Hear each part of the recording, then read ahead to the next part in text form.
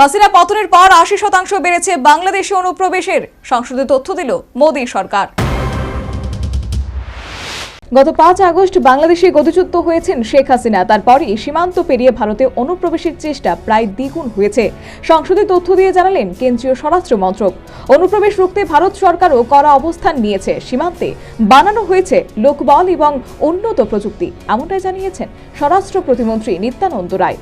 অমিত শাহের মন্ত্রক জানিয়েছে, নজরদারির জন্য উন্নত যন্ত্র প্রযুক্তি, সীমান্তের সিসিটিভির ব্যবহার বাড়ানো হয়েছে। বিএসএফ এখন হ্যান্ডহেল্ড থার্মাল ইমেজার ব্যবহার করছে। এর ফলে কেউ ঝোপের আড়ালে লুকিয়ে থাকলেও সহজে ধরা পড়ে। পাশাপাশি অন্ধকারে পরিষ্কার দেখানোর জন্য বিশেষ নাইট ভিশন ক্যামেরা ব্যবহার বাড়ানো হয়েছে। এছাড়া ইউএভি, পিটিজেড ক্যামেরা, ইনফ্রারেড সেন্সরও ব্যবহার করা হচ্ছে।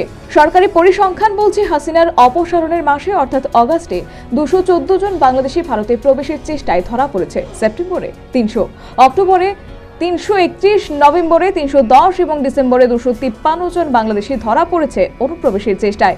অশান্ত বাংলাদেশ থেকে অনুপ্রবেশের চেষ্টা বাড়ায় যথেষ্ট উদ্বেগ তৈরি হয়েছে।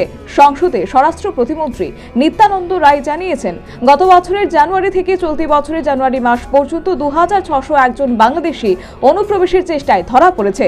এর মধ্যে ফেব্রুয়ারি থেকে আগস্ট এই ৬ মাসে ধরা পড়েছে ৮৬৯ জন। পরের ৬ মাসে অর্থাৎ হাসিনা গদিচ্যুত হওয়ার পর এই অনুপ্রবেশের চেষ্টাটা ৮০ গুণ বেড়ে গিয়েছে। আগস্ট থেকে ২০২৫ সালের জানুয়ারি পর্যন্ত অনুপ্রবেশের চেষ্টায় ধরা পড়েছে ১৫৮৪ জন বাংলাদেশি। মাসের হিসেবে গত ১৩ মাসের মধ্যে সবচেয়ে বেশি অনুপ্রবেশের চেষ্টা হয়েছে গত বছর অক্টোবর মাসে। সির্ফ অক্টোবরেই অনুপ্রবেশের চেষ্টায় সীমান্তে ধরা পড়েছে ৩৩১ জন Bangladeshi. National bureau report, news vanguard.